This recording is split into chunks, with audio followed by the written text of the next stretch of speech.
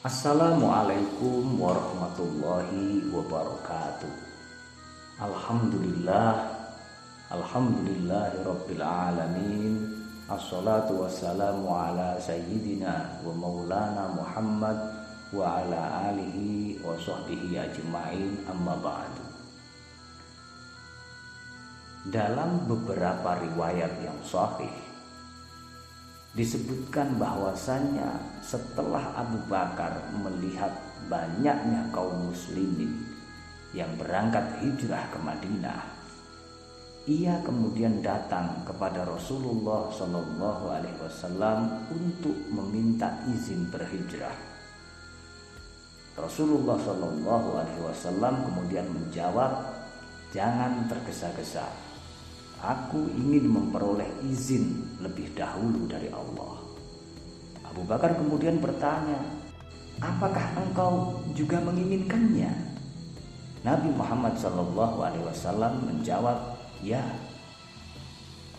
Maka kemudian Abu Bakar As-Siddiq radhiyallahu taala anhu menangguhkan keberangkatannya untuk menemani Rasulullah SAW.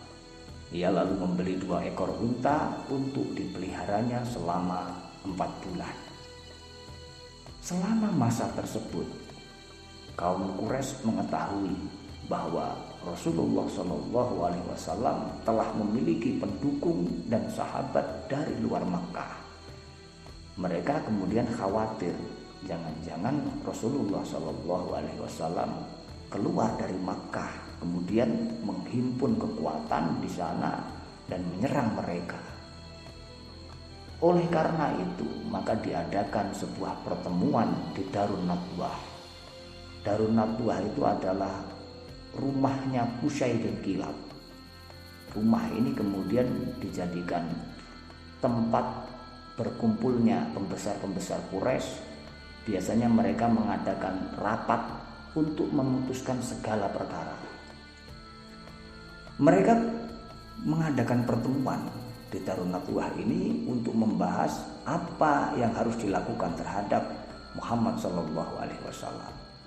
Akhirnya diperoleh kata sepakat, yaitu untuk mengambil seorang pemuda yang kuat dan perkasa dari setiap kabilah Quraisy. Kepada mereka kemudian akan diberikan sebilah pedang yang ampuh, yang terbaik lah. Kemudian secara bersama-sama mereka serentak akan membunuh Nabi Muhammad SAW. Hal ini dilakukan atau direncanakan agar kemudian Bani Abdul Manaf ini tidak berani melancarkan serangan terhadap semua orang Quraisy. Setelah ditentukan hari pelaksanaannya, Jibril alaihissalam datang kepada Rasulullah SAW untuk membawa pesan yang berisi perintah berhijrah dan melarang Rasulullah SAW untuk tidur di tempat tidurnya pada malam itu. Dalam riwayatnya Imam Bukhari, Sayyidah Aisyah radhiyallahu taala anha pernah berkata, "Pada suatu hari kami duduk di rumah Abu Bakar radhiyallahu taala anhu. Tiba-tiba ada seorang yang berkata kepada Abu Bakar, 'Rasulullah Shallallahu Alaihi Wasallam datang.' Padahal beliau tidak biasa datang kemari pada saat seperti ini. Abu Bakar kemudian berkata, 'Demi Allah, Rasulullah Shallallahu Alaihi Wasallam datang pada saat seperti ini, tentu ada suatu kejadian penting.' Sayyidah Aisyah radhiyallahu taala anha berkata, Rasulullah Shallallahu Alaihi Wasallam kemudian datang dan meminta izin untuk masuk. Setelah dipersilahkan oleh Abu Bakar, Rasulullah Shallallahu Alaihi Wasallam pun masuk ke rumah lalu berkata kepada Abu Bakar, 'Suruhlah keluargamu keluar rumah.' Abu Bakar menjawab, 'Wahai Rasulullah, tidak ada siapa-siapa kecuali keluargaku.' Rasulullah kemudian menjelaskan bahwasanya Allah telah mengizinkan aku berangkat hijrah. Abu Bakar kemudian bertanya, apakah aku jadi menemani Anda ya Rasulullah. Nabi Muhammad SAW menjawab, ya benar, engkau menemani aku. Abu Bakar kemudian berkata, ya Rasulullah, ambillah salah satu dari 2 ekor untaku. Rasulullah kemudian berkata, ya, tapi dengan harga. Lebih lanjut, Sayyidah Aisyah radhiyallahu taala anha menceritakan, kami kemudian mempersiapkan segala keperluan secepat mungkin, dan kami buatkan bekal makanan yang kami bungkus dalam kantung yang terbuat dari kulit. Asma binti Abu Bakar lalu memotong ikat pinggangnya untuk mengikat mulut kantong itu, sehingga kemudian ia mendapat sebutan pemilik 2 ikat pinggang. Rasulullah SAW kemudian menemui Ali bin Abi Thalib radhiyallahu taala anhu dan memerintahkannya untuk menunda keberangkatannya hingga selesai mengembalikan barang-barang titipan orang lain yang ada pada Rasulullah SAW. Jadi pada masa itu setiap orang Mekah yang merasa khawatir terhadap barang berharga miliknya, mereka selalu menitipkan kepada Rasulullah SAW karena mereka yakin dan mereka mengetahui kejujuran dan kesetiaan Rasulullah SAW dalam menjaga barang-barang amanah. Sementara itu, Abu Bakar As-Siddiq radhiyallahu taala anhu menyusun sebuah strategi. Ia memerintahkan anak lelakinya yang bernama Abdullah untuk menyadap berita-berita yang dibicarakan orang-orang di luar. Lalu berita-berita itu diminta untuk disampaikan kepada Abu Bakar As-Siddiq pada sore harinya di dalam sebuah gua. Selain Abdullah, Abu Bakar juga memberi tugas kepada mantan budaknya yang bernama Amir bin Fahirah. Abu Bakar memerintahkannya supaya menggembalakan kambingnya di siang hari dan pada sore harinya supaya digiring ke gua untuk diperah susunya. Di samping itu juga untuk menghapus jejak kaki daripada Abdullah. Kepada Asma binti Abu Bakar menugasinya supaya membawakan makanan kepadanya setiap sore untuk dikirim ke gua. Ibnu Ishaq dan Imam Ahmad meriwayatkan dari Yahya bin Ibad bin Abdullah bin Zubair dari Asma binti Abu Bakar As-Siddiq radhiyallahu taala anha. Bersama Abu Bakar membawa semua hartanya sejumlah 6 atau 5.000 dirham. Selanjutnya Asma menceritakan, kemudian kakekku yang sudah buta, Abu Kuhafah, datang kepada kami seraya berkata, demi Allah aku melihat Abu Bakar berangkat meninggalkan kamu dengan membawa hartanya. Aku jawab, tidak wahai kakek, dia telah meninggalkan kebaikan yang banyak untuk kami. Aku lalu mengambil beberapa batu, kemudian aku letakkan di tempat biasanya Abu Bakar menaruh uangnya. Lalu aku tutupi dengan kain, kemudian aku pegang tangannya dan aku katakan kepadanya, letakkanlah tanganmu di atas uang ini. Kemudian dia meletakkan tangannya di atasnya, kemudian berkata, tidak apa-apa jika dia telah meninggalkan untukmu, dan ini cukup untukmu. Asma berkata, demi Allah sebenarnya dia tidak meninggalkan sesuatu untuk kamu, tetapi dengan cara itu aku hanya ingin menyuruh kakek dia. Pada malam hijrah Nabi Muhammad SAW, orang-orang musyrik telah menunggu di pintu rumah Rasulullah SAW. Mereka mengintai dan hendak membunuhnya. Akan tetapi Rasulullah SAW kemudian lewat di hadapan mereka dengan selamat karena Allah telah mendatangkan rasa kantuk kepada mereka. Sementara itu, Ali bin Abi Thalib radhiyallahu taala anhu dengan tenang tidur di atas ranjang atau tempat tidur Rasulullah SAW setelah mendapatkan jaminan dari Rasulullah SAW bahwa mereka tidak akan berbuat kejahatan kepadanya. Selanjutnya berangkatlah Rasulullah SAW bersama Abu Bakar untuk menuju kepada Gua Thur.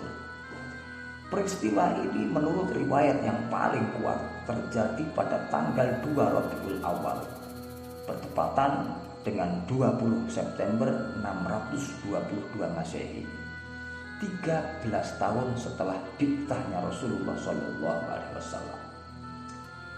Abu Bakar As-Siddiq radhiyallahu taala anhu kemudian memasuki gua terlebih dahulu untuk melihat barangkali di dalamnya ada binatang buas atau ular. Di gua inilah kemudian Nabi Muhammad SAW dan Abu Bakar As-Siddiq radhiyallahu taala anhu menginap selama 3 hari. Setiap malam Abdullah bin Abu Bakar juga menginap bersama Rasulullah SAW dan bapaknya Abu Bakar As-Siddiq. Kemudian ia turun ke Makkah pada waktu subuh. Sementara itu Amir bin Fahurah datang ke gua setiap sore dengan kambing-kambingnya untuk diperas air susunya sekaligus untuk menghapus jejak kakinya Abdullah. Pada saat itu orang-orang kafir Quraisy telah mengetahui keberangkatan Rasulullah SAW ke Madinah. Mereka kemudian mencari Rasulullah SAW. Mereka awasi semua akses atau jalan ke arah Madinah. Mereka juga memeriksa setiap tempat-tempat persembunyian. Bahkan mereka sampai sebenarnya ke Gua Thur, di mana Rasulullah SAW dan sahabatnya Abu Bakar As-Siddiq ada di dalamnya. Saat itu Rasulullah SAW dan Abu Bakar As-Siddiq mendengar langkah-langkah kaki dari orang-orang musyrik yang ada di sekitar gua itu. Sehingga Abu Bakar As-Siddiq merasa khawatir dan berbisik kepada Rasulullah SAW. Seandainya ada di antara mereka yang melihat ke arah kakinya, niscaya mereka akan melihat kamu. Tetapi dijawab oleh Rasulullah SAW, wahai Abu Bakar, jangan kamu kira kita hanya berdua saja. Sesungguhnya Allah bersama kita. Allah menutup mata kaum musyrik sehingga tak seorang pun dari mereka melihat ke arah gua itu, dan tidak seorang pun di antara mereka yang berpikir tentang apa yang ada di dalam gua itu.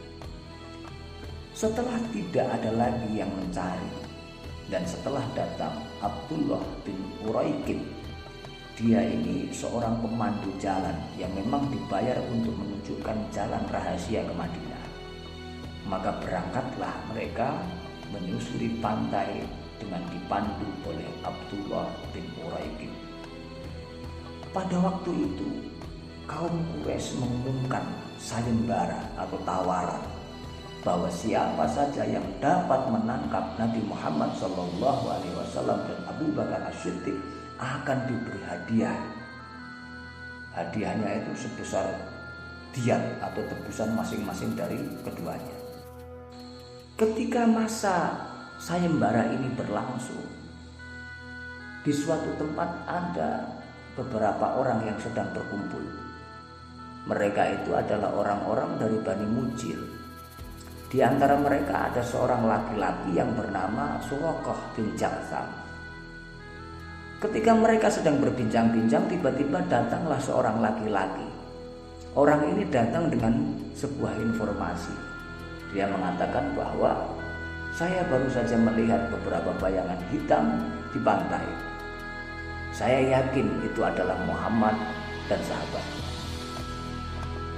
Tetapi informasi ini dimentahkan oleh Suraqah bin Jatham.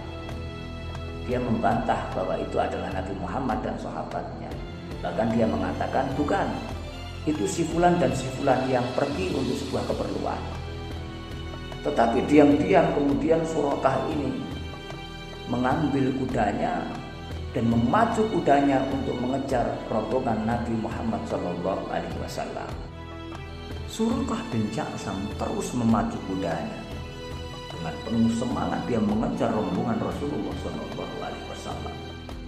Namun ketika dia sudah hampir saja mendekati Rasulullah, tiba-tiba kudanya tersungkur dan ia terpelanting jatuh. Ia sempat bangkit, diraihnya kudanya kembali, dikejarnya lagi, tapi lagi-lagi Suraqah jatuh. Ia pun kemudian bangun dengan berlumuran tanah. Ia kemudian berteriak-teriak untuk meminta bantuan.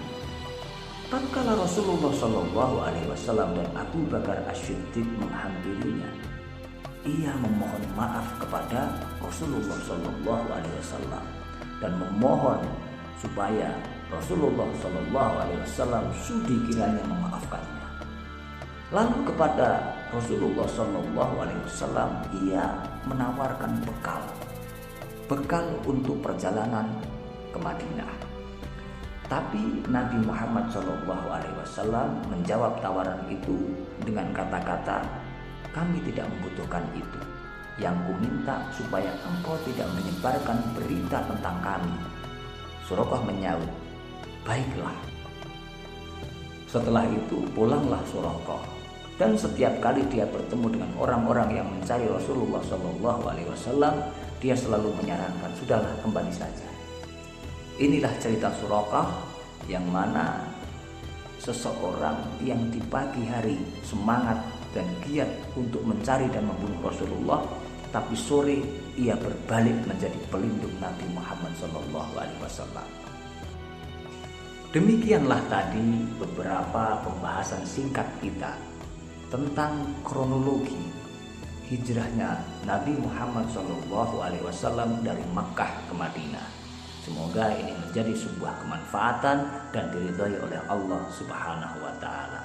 Sekian, terima kasih. Wallahul muwaffiq ila aqwamit thoriq. Assalamualaikum warahmatullahi wabarakatuh.